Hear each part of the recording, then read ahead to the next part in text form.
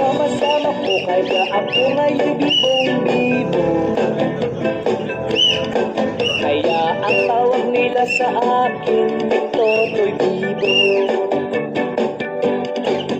Ang galing, galing sumayaw, galing kumalaw, galing sumayaw.